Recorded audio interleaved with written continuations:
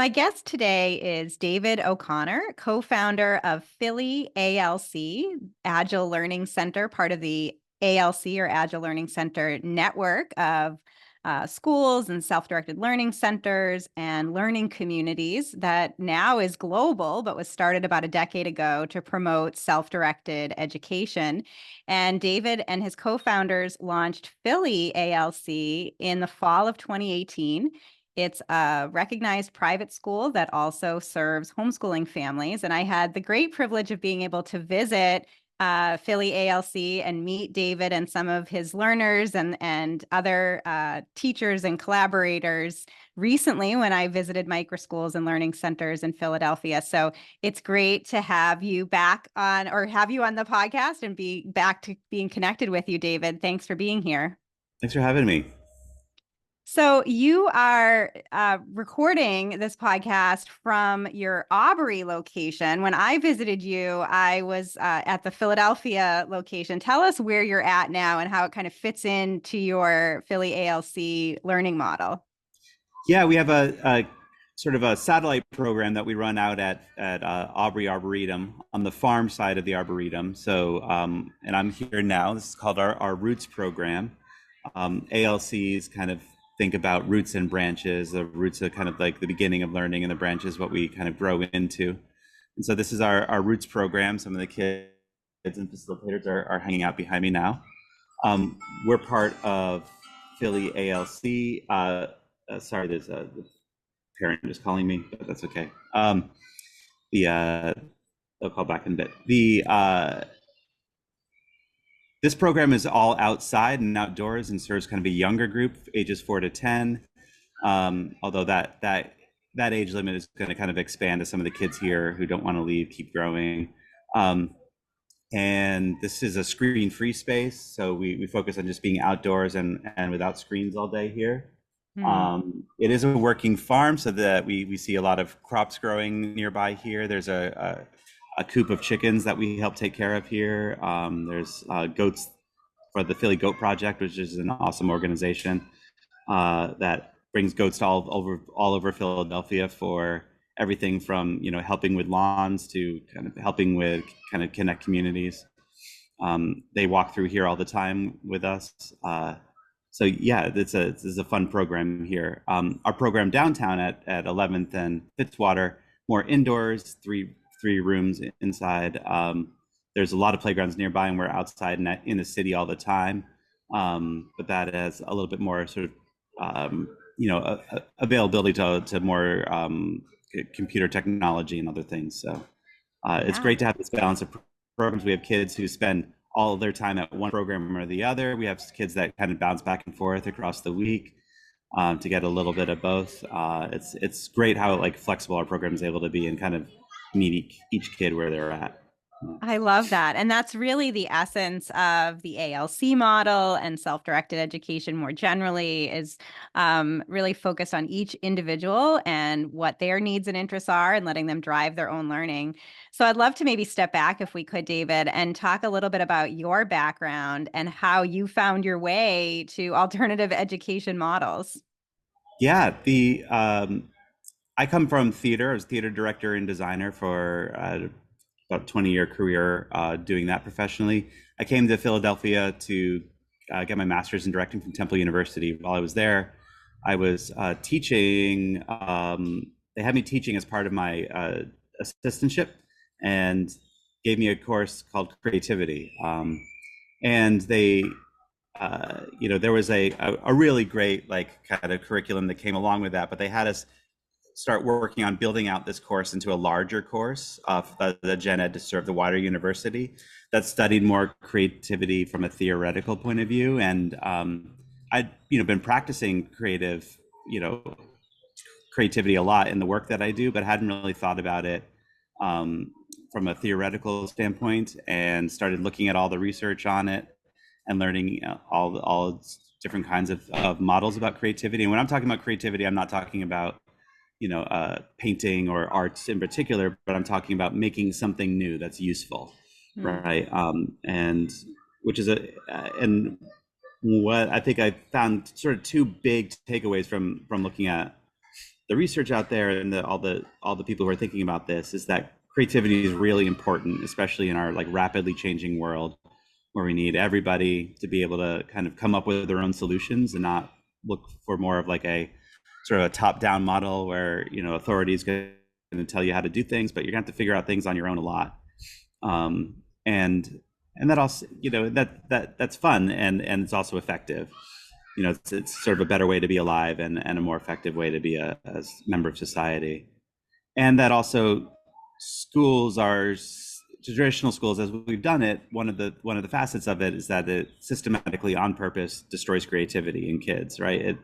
It kind of stops the individuals from thinking for themselves, and instead focuses them on learning the algorithms that have worked for people in the past, learning the you know, the way to learn how to solve a problem is to understand how other people have solved this in the past, you know.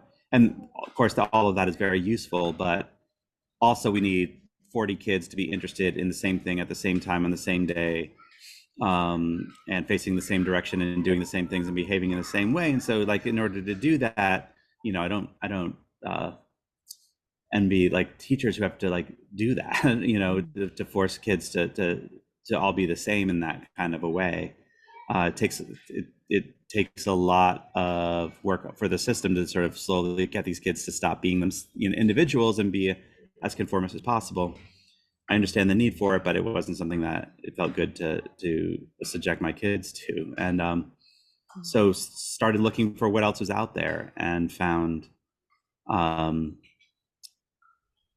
this Sudbury model, first of all, I guess, like looking at the Sudbury School in Massachusetts. And I was talking to a friend at a party thinking I had found this like amazing hidden thing, and they were like, yeah, there's one right down the street. It's called the Philly Free School. You should check it out. And I did, and I went down there and fell in love with the school and the people there, and was really excited to get my older kid involved in that. But my partner, who was like, is fantastic and amazing, was also like someone who was really good at school.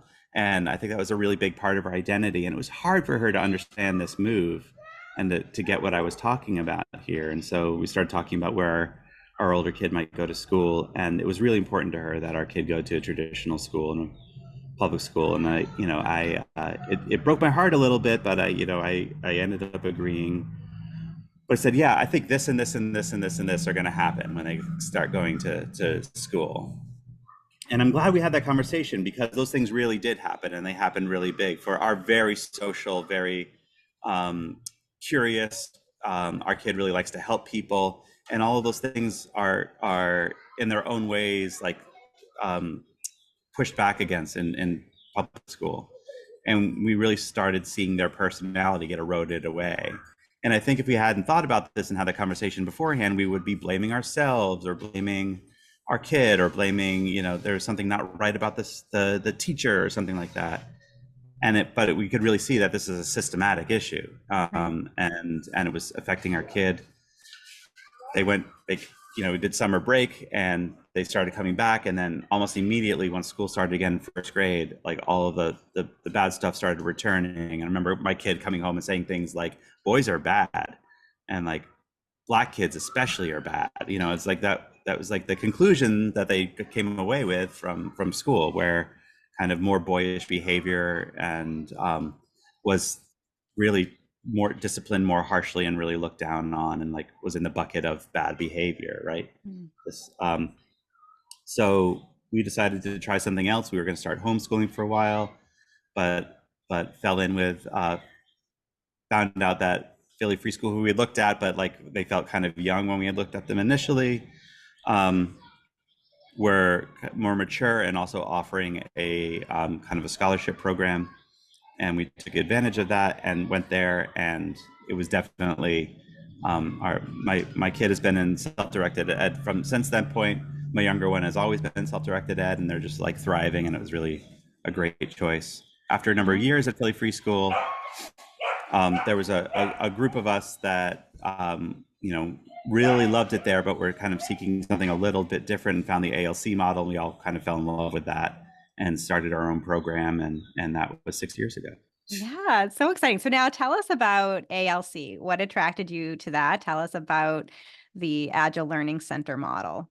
Yeah, so ALC is very similar to the Sudbury model in a lot of ways, but I think it's kind of updated a bit for sort of 21st century um, ways of working and ways of learning. You know, the internet changed a lot of things, right, and made it possible that now everybody can have access to all of the great like teachers and everything, you know, at their fingertips. So, like, and in addition to that, I think we learned a lot about the ways people work and the importance of intention and reflection in kind of being uh, a more productive learner, a more productive thinker, a more productive member of a community. Um, and not that like your ability to produce is the only thing that brings value. You know that every human that shows up in our door already has an inherent value and everything. But like it's great to like learn how to. It feels good to make stuff. It feels good to solve a problem. It feels good to dig into a thing. So the ALC model really focused on agility, right? Which originally, so it was a marrying of an agile workflow process from software development Mhm. and a Sudbury school model, right? And an agile workflow, basically, in computer software development, there's sort of like this is like oversimplifying it, but there's like the waterfall method and there's the agile method. And the waterfall method is like, I'm going to define all of the problems and then I'm going to solve all of the problems and I'm going to design the thing that does that. And then I'm going to build that computer program and put it out there in one monolithic thing. And the problem with that is by the time that's done, that takes a long time. And you get to the end of that process, what you have probably isn't relevant anymore Mhm. or useful. And if you need to make incremental changes, it's really hard because you have to look at the whole picture. Agile software development says, let's put the smallest viable unit of software out there and get it into users' hands and see what they're doing with it. And meanwhile, we'll keep bringing in new versions and also taking back the feedback from users and also updating the need, right? So it's agile. It's more responsive to the user. It's more responsive to the changing needs. And so one way that the work process for computer programmers making this, called the agile method, um, it works in sort of small chunks where like for the next couple of weeks we'll maybe do a sprint where we're working towards a really specific goal, and each day we'll check in about where we are with getting towards that goal. We'll identify the things that are blocking us and in our way, and we'll work as a team to address those things and kind of keep moving towards these goals. At the end of that process, we'll reflect on how that all went and what we can change about our process moving forward, and then do it again. So iterative, working quickly, responding to what's happening right now, and not like I have to have the entire year mapped out and solved and perfect, and that's the only thing that I'm doing, and I can't change the plan. Mhm. And so with ALC, we have all the benefits of self-directed education, right? Kids kind of coming in with our own agendas, and they're in charge of their own learning, and they get to choose how they spend their time. And we just sort of present some tools and some structure that really they're welcome to use or not. But in the morning we have a meeting where we sort of check in about the day, set some intentions, talk about what we're planning on doing, review what's already on the calendar, add things that we need to. At the end of the day, we look back on our day, reflect about things that went well, things that didn't go well, things that we want to definitely do, or maybe change for tomorrow. Once a week, we have a community culture meeting called Check and Change Up, where we are thinking about all the things that are happening in our community, and deciding, hey, what do we want to try this week, going forward. And one of the things I love in those meetings, we're not looking for the huge overarching problem or solution to the problem that's perfect and unassailable and so completely thought out, and then once we put it in place, we spent so much time working on it that we never want to change it. Instead, we try to find the simplest solution that our threshold is safe enough safe enough to try and good enough for now. And Love um, it. and we try that for a week and see if that solution works, and what's great about it and what's not working about it. And if we like it, we'll keep it. And if we don't like it, we'll toss it. Or if it's like kind of working but kind of not, we'll tweak it and we'll try it again for the next week. And we keep iterating and keep trying new solutions to problems until we find the thing that really works for our community, until it doesn't, and then we change it again. But we're constantly thinking about how to better be together. What are the things, what's getting in our way of everyone effectively sharing the time and the resources, and communicating and being in community? What's getting in the way of that? What's working? And constantly tweaking it. And then we have like a weekly set the week meeting where we think about, we get together as a group, and talk about this upcoming week and all the things that we want to do. What are some offerings we want to have? Offerings being something that we want to do as a group that requires a certain amount of time or attention or focus or facilitator time or resources. Something that more than one people are going to participate in, that we need to sort of share something. And then we go about our week, so with all of the structures in place, it really supports the students in doing whatever it is that they want to do. And some students might only want to mostly do offerings, like what are the things that the community is doing and I want to pitch in there. Some kids are just going to kind of do one or two things with like one or two friends the whole week as they're going in deep on, I don't know, music or Dungeons and Dragons or a particular piece of software or whatever they're working on. So that's what we like So about it. great. Oh, what a great snapshot. And it's a mixed age group, all ages, kind of K to 12.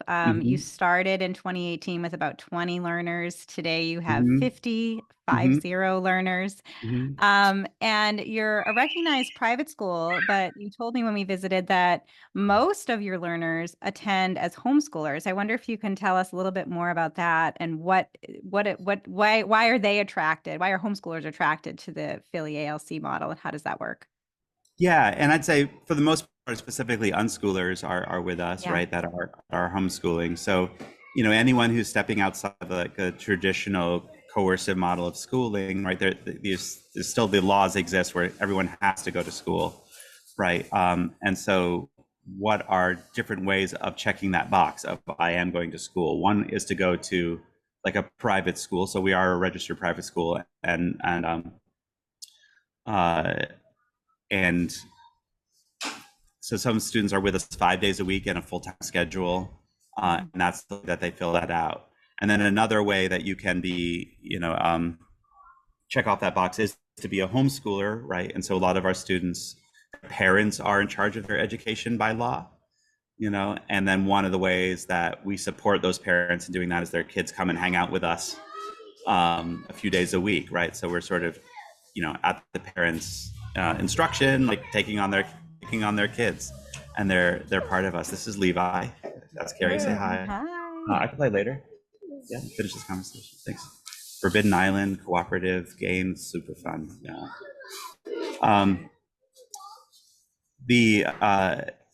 And so there's homeschooling is like the way to sort of check off that box.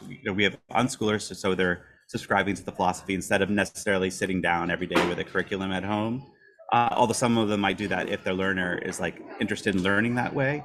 But for the most part, our kids are not, that they are doing interesting things at home, and they come and they do interesting things here with like lots of other kids. Homeschooling can be so isolating and so like really on your own, and I can really feel that from some parents, and especially from some kids, when it's just their four walls and their their parents and their siblings, and they might go out and stuff like that, but without that kind of community, it can be pretty hard. And so one of the ways we often describe what we're doing is unschooling in community, and so part of that is, we have full-time kids. On any given day, about half of our kids are full-time, so they're here every day, and then half of the kids are part-time kids, so overall, out of our 50-something kids, 2/3 of them probably are part-time. But on any given day, like that third is here, and then another third of part-time kids coming in each day. It's mostly great, like that each day it adds a little new dynamic, it adds a little dimension to the solid core of the people could kind of carrying the culture forward and carrying the momentum of the space forward. That's there, and it feels really substantial. And like, I don't think we'd want to do much more of like, we wouldn't want to go too much more part-time to full time. We wouldn't want to lessen that ratio too much because that solid everydayness is really important. But then it is like new energy and new ideas, and that kid who went home and did something else yesterday, coming back and bringing that into the space, it adds a lot of excitement and electricity, energy, and all kinds of different interests. So we really appreciate. Sometimes when it is like a homeschool family that maybe they go home and do a lot of curriculum, like things are really buckled down, and then they come into our space and it's like a release point. That can be really hard, because like the kids come and they like their energy almost like eats the school. They're like, I'm free finally, and like they use the school in a way that can be kind of destructive actually. But the parents who are really aligned with the way that we think, which is about like kids should be free all the time, then it serves really well to be doing something at home and doing something here, and it carries over well. Yeah. One of the things that struck me when I visited, David, was that you said you had kind of around the pandemic, more people come to you sort of interested in your model. And then when schools kind of reopened and went back to normal, some of them returned to a conventional classroom, and then some came back. They came to you, then went back to a conventional classroom, and then came back to Philly ALC, sort of the toothpaste being out of the tube, right? Of sort of seeing the way learning can be. I wonder if you could share a little bit of those insights. Yeah, I don't know if we had like maybe one family that actually did that trajectory, but I'd say that, right during the pandemic, we definitely like felt a lot more everybody kind of questioning, wait, why are we doing this? Like all of a sudden my kid's at home all day and they're, being forced to sit in like the at home version of school, which was really rough for a lot of families. Yeah.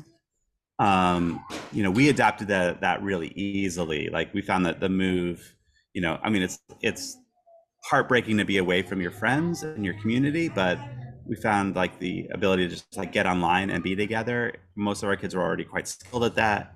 And we were like, our model fit that really well. We still did set the week. We still had morning check-ins and afternoon reflections. We still had online gatherings during the day, but kids were coming and going and as they wanted and as they needed. And it was pretty great and easy. And definitely there's like a lot of families we noticed is like, this isn't working for my kid. I got to get out of this. And so we started hearing from those families, like searching for a different way to do things during the pandemic. And then for sure during, and then I think there was a lot of families who started homeschooling or experimented with it or started thinking about it or trying something different. And then when school started again and people went back into the building, they, tried to return their kid to normal life or something like that. But that we're definitely now experiencing a lot of families who've done that for a year and are going like, oh, no, this is actually awful. Like now that, I've sort of stopped doing school for a while. Once they started again, they see that it's like, oh, kind of like a little version of like what happened to my younger kid, where it's like they went to school, they came up in the summer, and they went back. We could really see, oh, school's hurting them. So yeah, you were just saying that some families, went back into the conventional classroom and said, oh yeah, this isn't what I want for my children. I want something different. And now I know it exists. Now I know that different is possible. Do you feel like that momentum is continuing? Yeah, let me think about some of the new students that we're seeing lately. I feel like we had a number of conversations with those kinds of families, and that I think a lot of our open houses now are talking about next year. Mm-hmm. And yeah, those a lot. So some of those families are having conversations with us too still now. Yeah. I feel like the last couple students that we brought on were more like kind of parents who are already completely like bought into this model already. Yeah.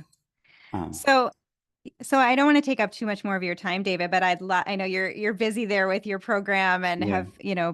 have, parents calling, but I'd love to just talk a little bit about what I saw when I went to Philadelphia. And that was this growing ecosystem I'm of sorry, Carrie. Sorry, just 1 second. I'm sorry to do Sure. this. Oh, sure. Okay. All set. Thank you. No worries. So yeah, one of the things that I noticed when I visited Philadelphia was this growing ecosystem of education entrepreneurship, all of these unconventional models that are sprouting, and especially the growth of self-directed education models. I wonder if you can talk a little bit about that because you have been maybe one of the ambassadors or connectors to sort of see what's happening on the ground in Philadelphia. What are your observations? Uh, yeah, I mean, I feel like yeah, before the pandemic, there was already a lot of momentum in this direction. As I don't know, it feels more tied into like a kind of a greater awakening of all kinds of systemic like power structures that just like aren't serving us anymore. You know, that were really built maybe to get factories going and get us to like produce a lot of things and get us, set up on a war footing. And but that we've moved past a lot of those needs in a lot of ways. And I think slowly we're breaking down a lot of these power structures, and like school is complicit in a lot of that. And so there's a lot of movement in away from that, and that was already happening. And that I feel like the pandemic just pushed the gas on that, as and that now it feels like it's everywhere. Like it's well, okay, here's one measure. Like I go to a party, right, and I bring my kids with me. My older kid especially is like super articulate about all of this, and is really good at like looking at an adult and understanding, okay, what can you handle right now, and like, can I explain to you self-directed education, or do I just need to tell you I'm in ninth grade, you know? And I've appreciated that. And it used to be that most of the adults who would engage them on this topic would be like, huh, interesting, and walk away with like a lot of skepticism. And now everyone's like, oh my gosh, tell me more. How do I make this happen? There's a lot more rolling up the sleeves and wanting that for their kids. And actually, like, I could think of like a couple of the kids here today and a couple of the kids who are starting to join us in the next couple of months are literally from like Z being an ambassador at like picnics, and telling people about this. I mean, it's the hunger is out there, and to me, that's what I'm observing. And that I don't know, is it like enough people are seeing enough other people do it that I think some of the fear of it is dissipating right now. Um, and yeah, this is a really powerful place where like self-directed education, I think I often describe it as like it's a strange place where like libertarians and anarchists meet. It's like these two forces of like people seeking freedom from different things in different ways find a lot of energy here. And so like this is a place where like um, a lot of different people coming from a lot of different viewpoints are working together towards freedom for kids. And it's great to like all work on something together. Agreed. So, are you optimistic for the future of alternative education, David, and especially self-directed education models? Oh, absolutely. Like I think like I'm enjoying skipping rope in the background. Like I mean, humans have always been doing self-directed education from the beginning, right? It's something we're actually hardwired for, and it's just sort of coming back to those roots, right? It's not like discovering something new. I think it's like more about like shaking off something that some scaffolding we maybe needed for a minute, but don't really need as much anymore. I mean, maybe some communities do, and maybe some people do, but I don't know. I've yet to find a kid who isn't like thriving in this model in their own way, as long as they're able to like find a way to get out of their own way, or the parents are able to get out of their way, as well as support them. But like there's a lot of ways that sort of traditional thinking can hold us back and kind of keep us from our potential. And I'm seeing a lot of that in all kinds of ways, and it's just showing up in schooling. I'm seeing a lot of shedding happening, and getting back to sort of our root core humanity, which I think self-directed education is, right? Like, yeah. Right. So the website for Philly ALC is phillyalc.org. How else can my listeners and viewers learn more and connect with everything you have going on? Yeah, you're always welcome to come out here to the farm at Aubrey. Come to 6336 Arley Street and walk in the paved path. Tuesday, Wednesday, and Thursday from 9 to 3:30. Come and say hi. It would be great to see you. You can also join us for an open house. Once a month, we have them at the building downtown. You can find out more about that on our website. You can email us at info@phillyalc.org. You can find us on Facebook or Instagram. And yeah, it'd be great to meet all of you. Well, David, it was so great to visit you. So glad that you were able to record from the Aubrey location so folks can kind of see in the background what actually is happening there and all of this wonderful outside screen-free time that kids are able to enjoy as part of your program. So best wishes in the future of Philly ALC. And thank you so much for being on the Liberated podcast. Carrie, thanks so much for talking. Appreciate it. Nice meeting you and good to see you again.